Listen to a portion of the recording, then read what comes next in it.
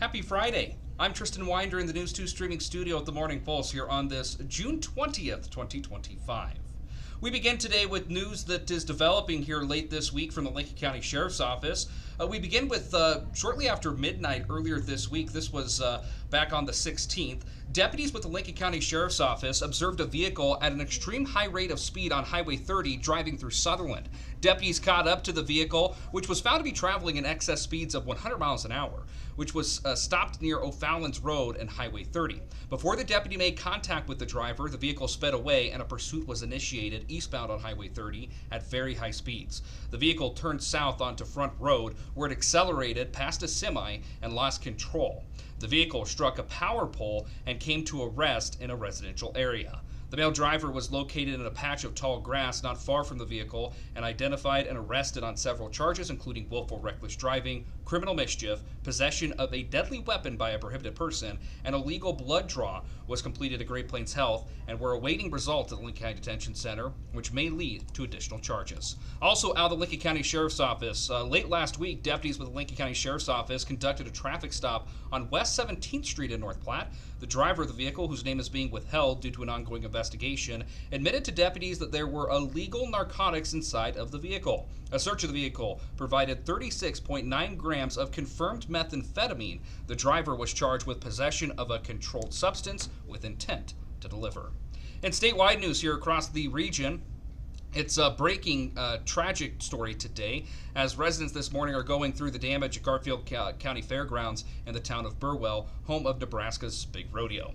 These photos were submitted to us earlier this morning, and here's what we know so far. High winds caused significant damage to the grandstands Thursday evening, according to the Rural Radio Network.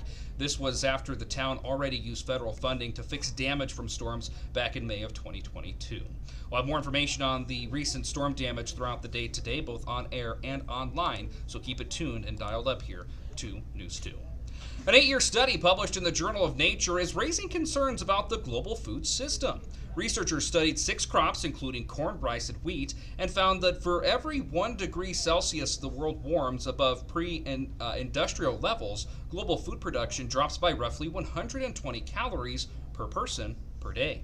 They say that this will eventually cause food prices to rise and make access to food more difficult. According to the research, this could also greatly affect the U.S. in particular, where crop yields for most crops are expected to be reduced by at least 40% by the end of the century. And parents, listen up. A brand of children's cough syrup is contaminated with a bacteria that possesses a major health risk.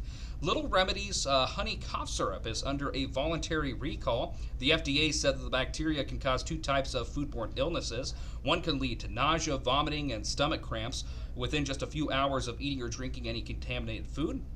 The second type of illness can cause cramps and diarrhea 8 to 16 hours after. The cough syrup was distributed nationwide to retailers and online from December 14th, 2022 throughout June 4th of just this year. And Duracell is suing Energizer. It's accusing the rival battery maker of running a deceptive advertising campaign.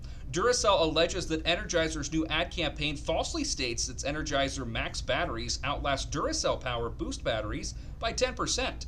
Duracell says the company's the comparison, was only of double A batteries using one standard. Duracell wants the ad campaign stopped and Energizer to pay monetary damages. Energizer has not yet publicly commented on this very unique, interesting lawsuit.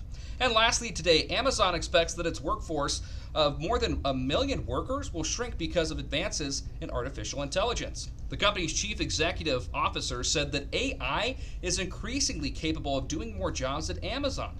Some jobs will shift and some workers are going to be doing more of morphing jobs in other states within the future, but not be at the transferable new positions. Amazon is investing in heavily artificial intelligence. The company says that it will spend more than $100 billion over the next decade on data centers which help power AI. Rounding out the week here on the Morning Pulse with a check of the 7-day forecast, we have a hot one in store for us today and tomorrow for Parade Saturday here and the Nebraska Land Ace Festival in North Platte.